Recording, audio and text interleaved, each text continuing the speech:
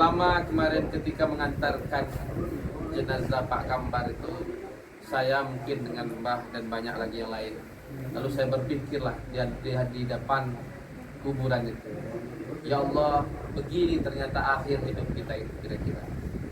Lihat, dimandikan orang kita, pakaian diikatkan dengan kain kafan, 3 helai kain kafan laki-laki, 5 helai kain kafan perempuan. Habis itu dibawalah kita, disolatkan kita, habis itu kita dimasukkan ke liang kubur, dihadapkan ke tanah. Nah, habis itu ditutup, semuanya pulang kembali, tinggalkan kita. Saya berpikir beginilah, sehebat apapun kita, profesor, doktor, jenderal, ya kaya kita, semuanya selesai. Dan lalu saya bertanya, mana lebih lama kita di atas kubur atau di atas tanah atau di bawah tanah? Ternyata lebih lama kita di bawah tanah. Di atas tanah berapa lama? Rasulullah membongkar rahasianya. Di atas tanah ternyata umur umatku itu baina sittina was sab'in, antara 60 sampai 70 tahun. Itu artinya tidak begitu lama hidup kita di muka bumi ini, antara 60 sampai 70 tahun. Ya.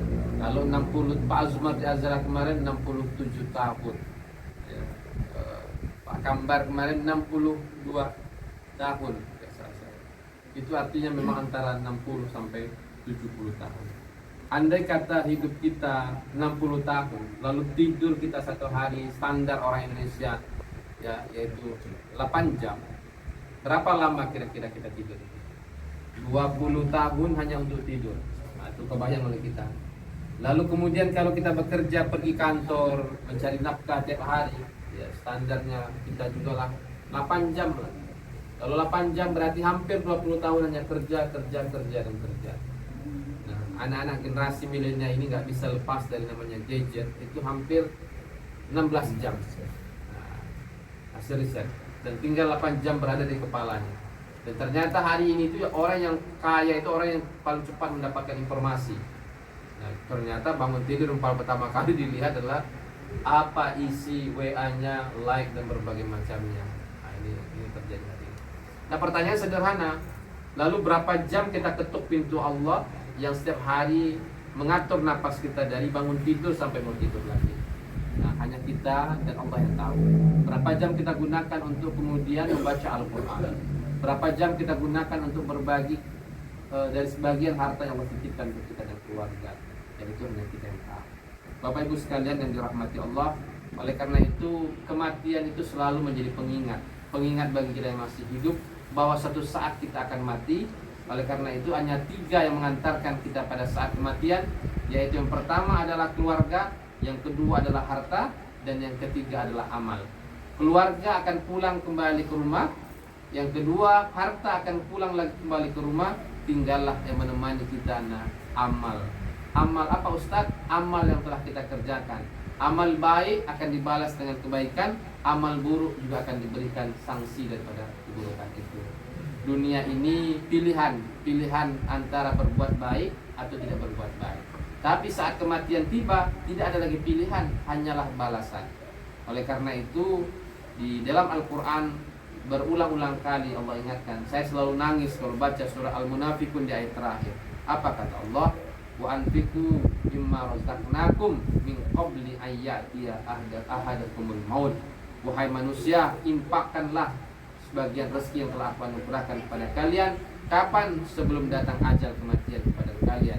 Dijawab sama manusia, Rabbi Tuhan, laula akhartani, andai kata kau perpanjang umurku sedikit ajalah, kau perpanjang 1 hari sajalah, 1 menit saja, apa yang akan kita lakukan? Fa'asaddaqa, pasti aku akan sedekah. Aku berikan semua hartaku itu biar aku bisa masuk surga. Aku berikan semua hartaku biar kuburanku lapang dan berbagai macamnya. Apa dijawab sama Allah? Kalau ajalmu telah tiba, ya, maka tidak ada tawar menawar, tidak ada dipanjangkan, tidak bisa dipendekkan. Ditutup oleh ayat itu apa? Wallahu khabirun bima ta'malun. Allah tahu persis sifat kita, yaitu suka menunda-nunda. Menunda taubat, menunda amal dan berbagai macamnya. Oleh karena itu menjadi pengingat bagi saya, Hendra Khalid dan keluarga dan kita bersama. Mudah-mudahan kita tidak termasuk orang-orang yang suka menunda, terutama menunda amal. dan kedua menunda taubat. Kenapa? Ada 3 yang Allah rahasiakan tentang kematian kita. Kita tidak tahu kapan kita mati, kita tidak tahu di mana kita mati. Yang ketiga, kita tidak tahu bagaimana cara kita mati. Nah, 3 ini Allah rahasiakan, kapan, di mana, dan bagaimana. Nah, banyak sekali yang menarik bagi saya dalam hidup ini. Ada seorang penyair di UIN lagi baca syair, meninggal. Memang hobinya syair. Beberapa saat yang lalu misalnya kita lihat ya di rumah Ibu Habibah dulu ketika menjadi menteri, ada orang baca Al-Quran, habis baca Al-Quran meninggal. Yang lagi viral terakhir kemarin nih, seminggu lalu ya, masih ingat kita ya? Nah, lagi baca selawat gini ya, tiap pagi memang dia kebiasaan dia begitu, sudah meninggal. Nah, para ulama mengatakan memang manusia itu meninggal sesuai dengan kebiasaan hidupnya. Oleh karena itu 3 ini nggak bisa beli. Punya uang banyak pun nggak bisa beli. Kapan, di mana, dan bagaimana. Ternyata Allah menakdirkan segala sesuatu itu sesuai dengan kebiasaan hidup kita. Mudah-mudahan kebiasaan hidup kita menjadi kebiasaan hidup yang baik, sehingga kita selalu berdoa pada Allah. 3 yang kita berdoa terus setiap sholat itu, setiap hari kita doa sama Allah. 3 mati dalam keadaan iman Islam. Boleh jadi hari ini kita beriman, nggak tahu di akhir hidup kita masih beriman atau tidak. Maka kita berdoa, ya Rabb, kalau boleh kami minta ya Rabb, meninggalkan kami dalam keadaan iman Islam.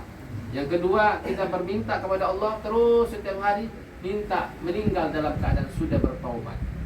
Yang paling mahal itu sudah bertaubat. Hari ini baik kita, belum tentu di akhir hidup kita baik. Orang yang hari ini kita anggap tetangga atau saudara nggak baik, dia belum tentu juga. Boleh jadi akhir hidupnya, ceritanya, ending story-nya nggak baik. Nah, jadi jangan pernah sombong, jangan pernah kemudian menghina orang lain, karena kita tidak tahu bagaimana akhir hidup kita. Yang terakhir, kita berdoa pada Allah, mudah-mudahan kita mati dalam keadaan husnul khatimah. Amin ya Allah ya rabbal alamin. Mudah-mudahan ini menjadi pelajaran bagi kita semuanya. Doanya apa tadi? 3 ya. Mati dalam keadaan iman Islam, mati dalam keadaan sudah bertobat.